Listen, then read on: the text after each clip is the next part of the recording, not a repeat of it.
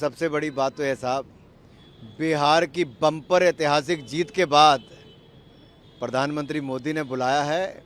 अब बिहार के बाद अगला भोज बंगाल की जीत के बाद फिर होगा। हम सभी एनडीए के सांसद माननीय प्रधानमंत्री नरेंद्र मोदी जी का आभार प्रकट करते हैं कि जिन्होंने सभी सांसदों को अपने निवास स्थान पर रात्रि भोज के लिए बुलाया है। सबको मिलने का अवसर मिलेगा, जानने का, एक दूसरे के बारे में औपचारिक रूप से हम जानते हैं, लेकिन जब दुनिया के सबसे लोकप्रिय नेता भारत के ये यशस्वी प्रधानमंत्री अपने घर पर निमंत्रण देकर बुलाएं तो आप देखिए सांसदों के चेहरे कैसे खिल रहे हैं। उत्साह है, केवल भोज का ही नहीं, प्रधानमंत्री जी से मिलने का।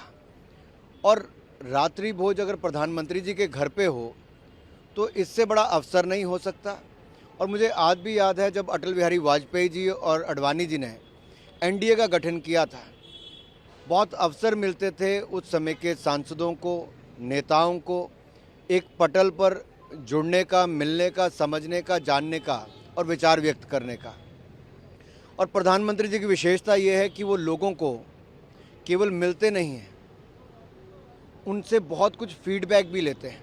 जैसे सबसे कोई बजट के बारे में होगा, कोई स्थानीय समस्याओं के बारे में होगा, सरकार की योजनाओं को जन जन तक पहुंचाने के लिए जो कम्युनिकेशन की ताकत प्रधानमंत्री मोदी की है वो शायद दुनिया भर के किसी नेता की नहीं है।